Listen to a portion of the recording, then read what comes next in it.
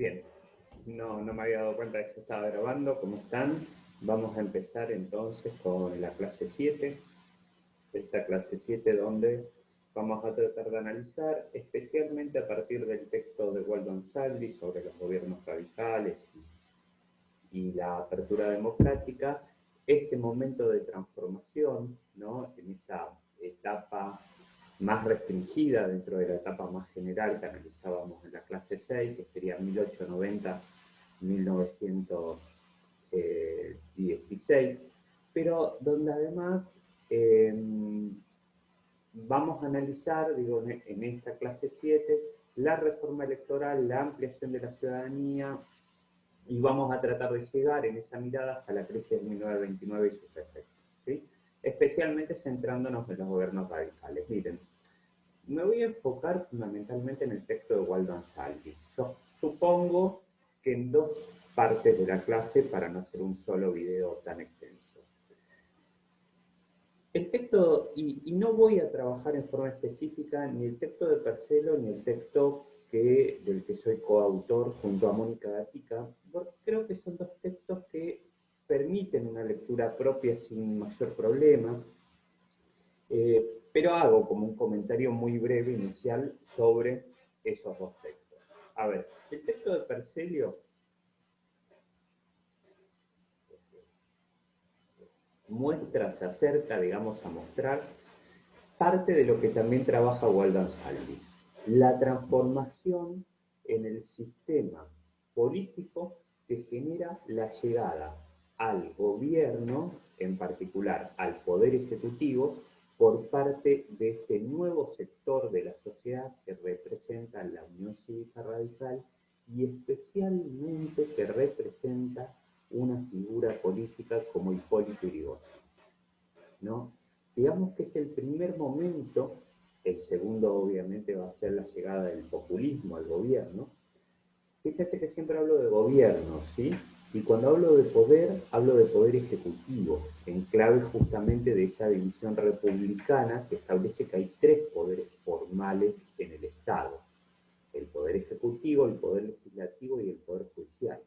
Pero además, en un sistema como el que vivimos, capitalista, una sociedad compleja como la que vivimos, hay otros poderes ocultos, o más que ocultos, no elegidos democráticamente y que por lo tanto en muchos casos se nos imponen como supuestamente naturales, ¿sí? Como, bueno, el poder económico, fundamentalmente, los terratenientes, los empresarios. Son personas que tienen un poder muy importante, que tienen la capacidad de determinar por dónde va la sociedad. ¿Sí? Por lo tanto, es muy importante siempre, pero especialmente para gobiernos que tienen algunos rasgos vinculados a sectores populares, diferenciar gobierno de poder. Y en todo caso, si decimos que el radicalismo llegó al poder, ser claros conceptualmente y en términos formales y específicos de decir llegó al poder ejecutivo, pero no al poder, ¿sí? Ni siquiera al poder estatal, fíjense, porque el Estado tiene tres poderes. Bien, ahora vamos a comentarlo muy brevemente qué ve Percelio, ¿no?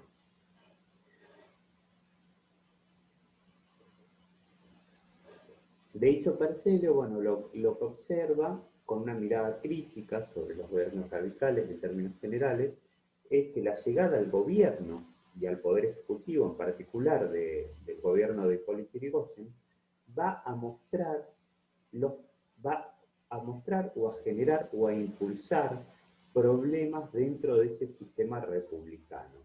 ¿Por qué? Porque por primera vez se va a dar un problema, una descoordinación entre el poder ejecutivo y el poder legislativo. De nuevo, ¿por qué? Porque cuando gana las elecciones Yrigoyen, gana las elecciones del poder ejecutivo, pero el poder legislativo seguía en términos generales vinculado a las elecciones previas. Recuerden, por ejemplo, que en estos años la Cámara de Senadores no se elegía por voto popular como ahora. La Cámara de Senadores era el corazón del pacto oligárquico y por lo tanto se elegían 2 senadores por provincia que duraban 9 años en el poder y que no los elegía el pueblo, los elegía la legislatura provincial de cada provincia. ¿Sí? Entonces esos senadores, en 1916, cuando Irigoyen gana las elecciones a presidente, eran los senadores quizás, por ejemplo, que habían sido elegidos en 1910, antes de la ley electoral de 1912. ¿Sí? ¿Se entiende? Entonces ahí hay una persistencia del poder oligárquico en la legislatura que se mantiene, que va a enfrentar fuertemente todas las propuestas que podían tener algún rasgo transformador que planteó el gobierno de Irigoyen. Lo mismo sucede en el Poder Judicial. Fíjense que ese es un problema que se mantiene hasta hoy cuando hay gobiernos con algún sesgo de propuestas populares o populistas. No solo en Argentina, sino en toda América Latina. El Poder Judicial es un poder mucho más vinculado a poderes fácticos de la sociedad, que se mantiene en el tiempo, que no se elige democráticamente, sino que tiene otros modos de elección, muy vinculado a grupos de notables, a élites dominantes, y se mantiene en el tiempo, y muchas veces se enfrenta, desde la Corte Suprema de Justicia, desde jueces federales, las propuestas que pueden tener algún rasgo de transformación. ¿Sí? Eh, y eso es muy importante que ustedes, sobre todo como politólogos, se den cuenta. Es parte del poder del Estado. Es un poder más del Estado. Y lo que aparece entonces cuando uno de los poderes del Estado, a partir de que se produce una cierta apertura democrática, pasa a tener una mayor representatividad social, una mayor legitimidad, en este caso el Poder Ejecutivo, es que empiezan a aparecer esos quiebres, esas grietas internas en ese formal sistema republicano que divide el poder del Estado entre tres poderes. ¿Sí?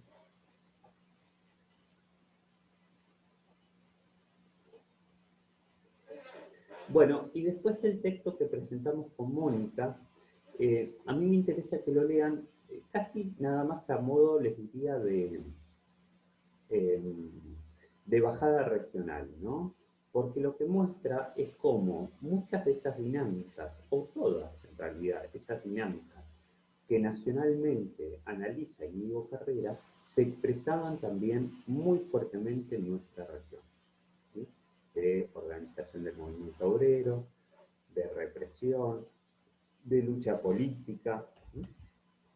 Bueno, me interesa mucho que lo puedan leer en esa clave, pero no son textos, me parece, que necesiten específicamente una clase para analizarlos. El texto de Ansaldi quizás sí, tiene otra complejidad, tiene otros recursos, como suelen tener los textos de Waldo. Bueno, Waldo Ansaldi arranca el texto con dos citas que muestran los problemas justamente que se generaban en torno a, a la llegada al gobierno del irigoyenismo, una mirada despreciativa de Carlos Ibarguren y una mirada a favor de Deodoro Roca. Deodoro Roca es uno de los artífices de la reforma universitaria, ¿no? Uno de los militantes claves, el que se dice que escribió el manifiesto de la reforma universitaria.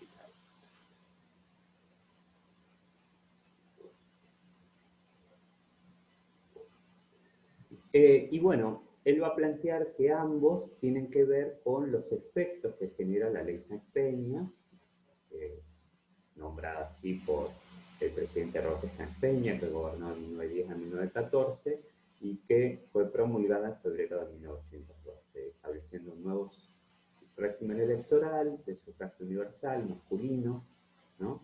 Masculino solamente, secreto y obligatorio para mayores de 16 años. Quedaban excluidas entonces todas las mujeres, o sea, la mayoría de la sociedad, y los extranjeros de ambos sexos, o sea, la otra mayoría de la sociedad. Como también, fíjense, los varones comprendidos o que supuestamente para la época eran considerados incapaces, dementes, sordomudos, los sordomudos en estos años eran considerados incapaces, las personas con síndrome de Down, los eclesiásticos, los militares, los policías, los mendigos, los presos tenían prohibido el derecho al voto, y otros casos a los que se denominaba de indignidad. Básicamente lo que se buscaba era impedir la participación masiva en términos electorales.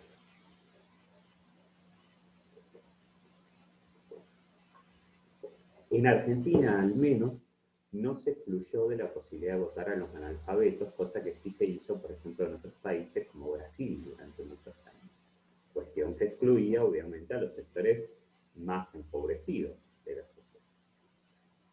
Bueno, esta ley estaba impulsada por los sectores reformistas, o bueno, Ansaldi usando un concepto gramsciano, o sea, Antonio Gramsci les dice transformistas, de la propia burguesía argentina, de esa burguesía argentina que era parte de la que ejercía esa forma de dominación política que es la oligarquía. Y ya desde la primera elección, que es la del 7 de abril de 1912, la Unión Cívica Radical muestra su capacidad electoral habiendo una apertura a la posibilidad real de votar. Gana la Unión Cívica Radical las elecciones de la provincia de Santa Fe de forma amplia.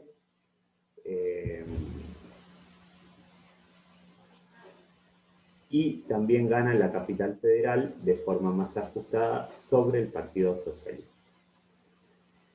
De 13 elecciones que hay en distintas provincias antes de 1916, los radicales solo pierden en 4, donde se imponen los conservadores, no los oficialistas. En 1913, en unas elecciones complementarias para elegir diputados, gana el Partido Socialista. El Partido Socialista tenía muy fuerte representación en las ciudades puerto, ¿no? Buenos Aires, Rosario y demás, por su capital político entre la clase obrera, y luego el radicalismo también gana en Entre Ríos y en Santa Fe. Estas elecciones van a conmover profundamente a la oligarquía, especialmente, dice Ansaldi, la llegada de Enrique del Valle y Berlucea como senador por la capital federal, porque era un socialista que entraba a esa Cámara de Senadores que se suponía era el baluarte y el reaseguro de la dominación oligárquica, ¿sí? O sea, esa pequeña apertura democrática que había impulsado un sector de la propia oligarquía para tratar de contener las grandes protestas populares que se iban acumulando y que se iban dinamizando en los últimos años de dominación oligárquica, y que en realidad venían desde mucho antes, como mínimo de 1890, de inmediato se mostró que el pueblo aprovechó esa apertura democrática para generar transformaciones que iban mucho más allá de los niveles de transformación, de cambio que la oligarquía pretendía aceptar, ¿sí?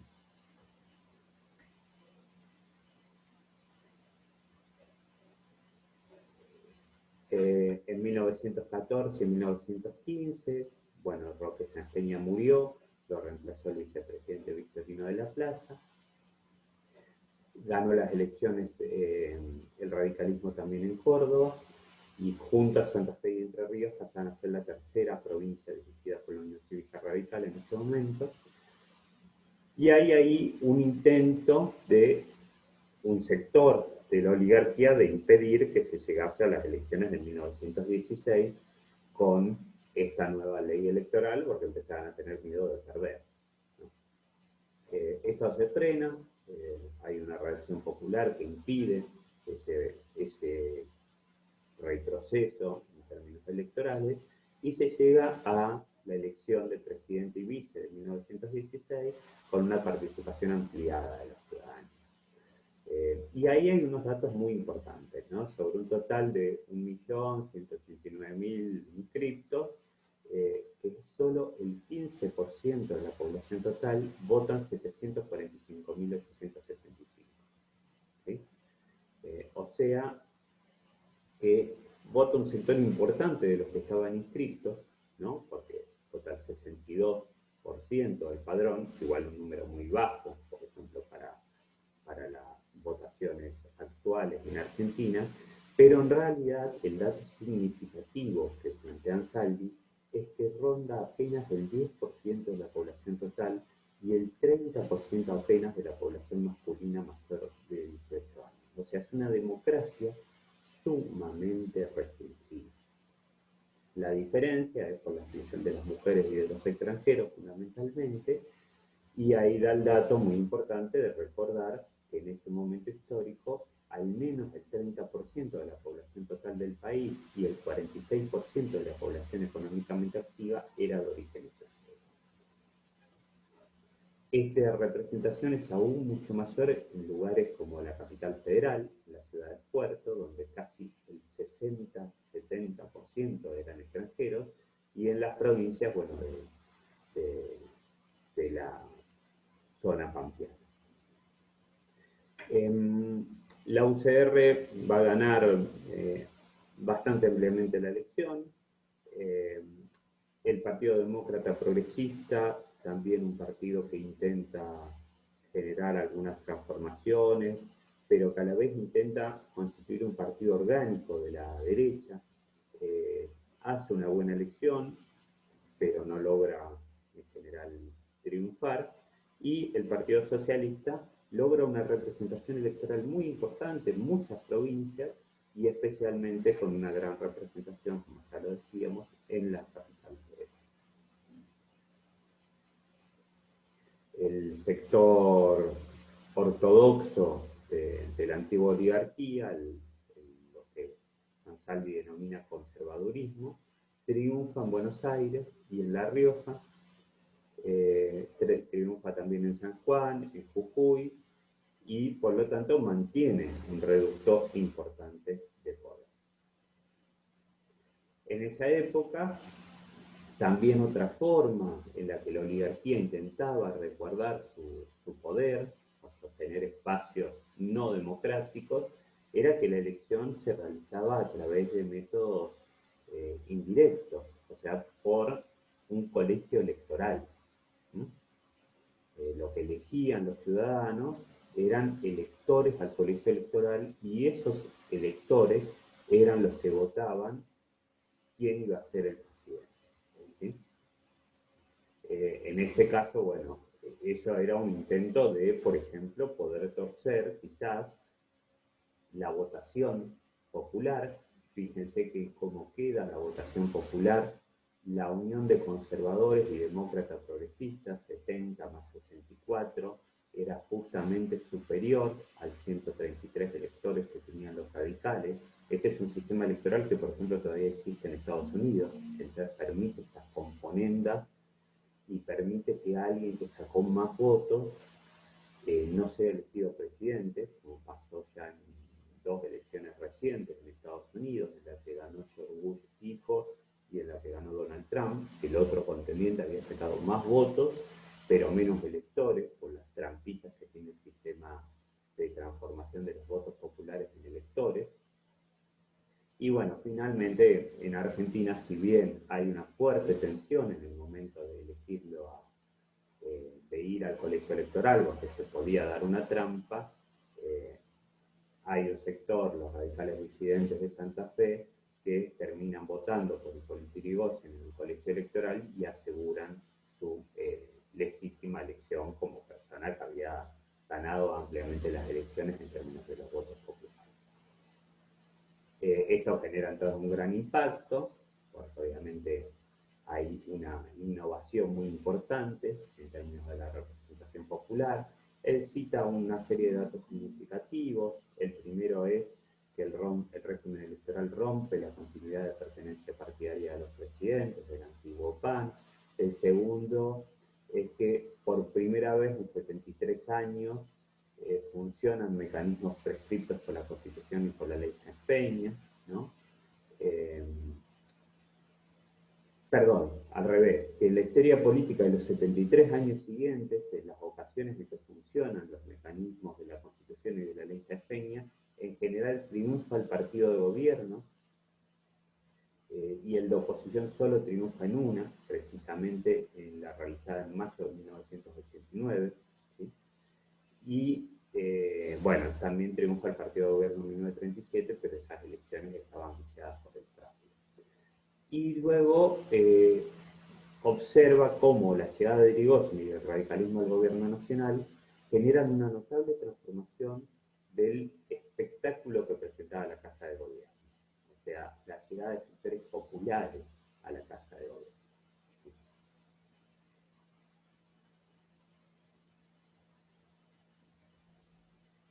Entonces él se pregunta, bueno, ¿cuáles son los cambios y continuidades? Pregunta clave de la historia, siempre ante cualquier hecho transformador. Esta pregunta de rupturas y continuidades es como la pregunta de la historia, que implican la llegada del radicalismo al gobierno.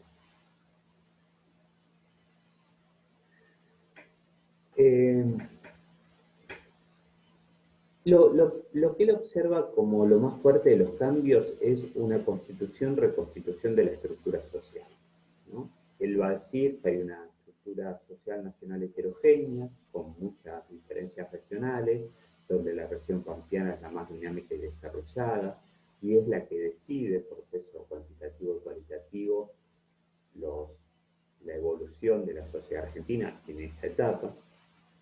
Se trata de una economía capitalista, que es fundamentalmente agraria, o sea, no hay una reforma profunda de ese modelo agroexportador durante el radicalismo, eso sería una primera lectura fundamental, pero sí hay una relativa reforma en los niveles de poder que pasan a tener algunos sectores hasta allí sumamente oprimidos, como los chacareros, los arrendatarios, los obreros rurales, ¿sí? Sin que haya un cambio de fondo en esta estructura social agraria, sin que haya tampoco un cambio de fondo en el modelo agroexportador, hay una serie de conflictos durante los años del radicalismo y hay un rol del gobierno que acepta algunas de estas reivindicaciones y hasta quizás las promueve, que implican ciertos niveles de transformación o de modificación en las relaciones sociales dentro de la estructura social específicamente agraria. Pero la mayor transformación para Ansaldi va a estar dada en los sectores urbanos, que, citando a un historiador clásico sobre el radicalismo, que es David Ross, va a ser la mayor fuente de inestabilidad política desde comienzos del siglo. O sea, las demandas del proletariado industrial, de la clase obrera, de la incipiente clase media y de otros sectores que iban desarrollándose en esas importantes ciudades puertas, especialmente en Capital Federal, pero también en otras como Rosario, Bahía Blanca, ciudades que iban creciendo al calor del crecimiento de esa economía agroexportadora y del rol fundamental que tenían los puertos en esa economía agroexportadora.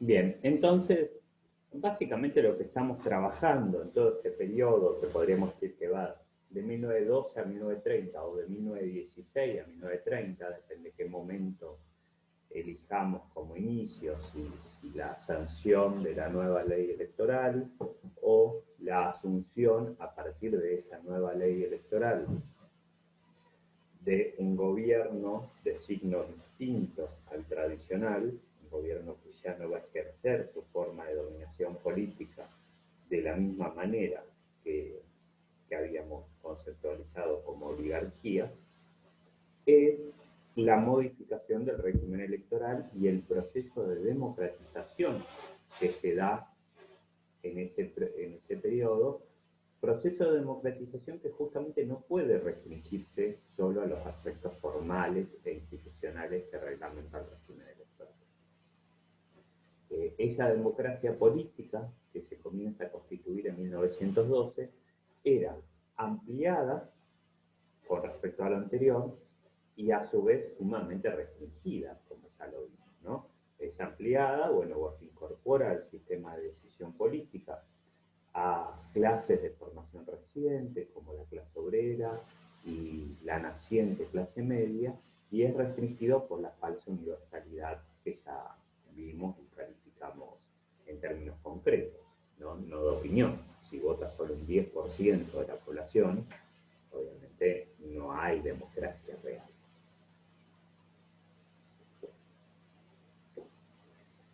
La ley Sáenz Peña, no porque formalmente antes no existiese el sistema político como un sistema de partidos, pero sienta las bases para que se produzca efectivamente un sistema de partidos, ¿sí? Y no solo en los papeles. El proceso argentino de democratización se va a empezar a desplegar con mucha rapidez en comparación con otros casos nacionales, al menos en materia de universalidad masculina. En muchos casos, la efectiva democratización y universalización masculina del sufragio argentino son estrictamente tales en comparación con otros países donde en algunos de ellos existían limitaciones al derecho de sufragio, como por ejemplo en el Reino Unido, en Gran Bretaña, donde solo podían votar los universitarios, o en Estados Unidos, donde los afroamericanos debieron esperar hasta los años 60 para ejercer ese derecho de ciudadanía, o, como les decía antes, en Brasil, donde los analfabetos, gran mayoría de la población popular en este país en esos años, tampoco podían votar.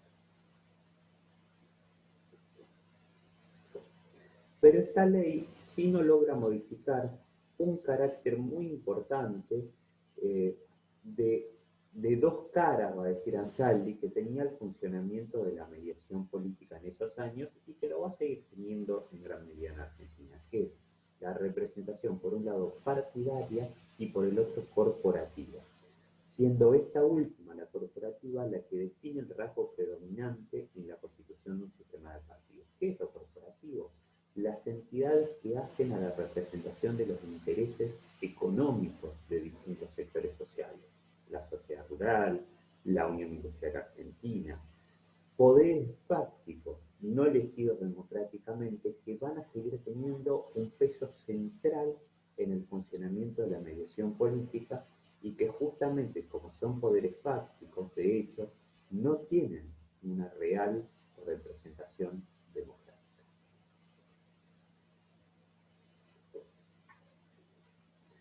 Entre 1912 y 1916 se vive en Argentina un cambio en el régimen político que no necesariamente genera una crisis de Estado, pero sí impulsa algunos rasgos de problemática en cómo se materializaba la dominación política del Estado. Obliga a modificar esa manera de materializar las formas de dominación política.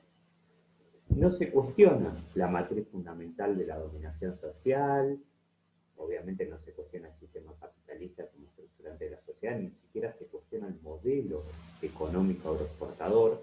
Se dan cuenta que son como distintas escalas, ¿no? Sistema social, modelo, ¿sí? El modelo es parte del sistema, es como una instancia más determinada, más concreta. Pero sí hay una crisis de la forma de Estado oligárquica y el paso a una forma de Estado democrático, permaneciendo invariante la relación fundamental de la dominación de clases, porque no se modifica el sistema capitalista. Las provincias demoraron más sus propios procesos de democratización, en particular en el mantenimiento, en muchos casos, de votos censatarios o calificados.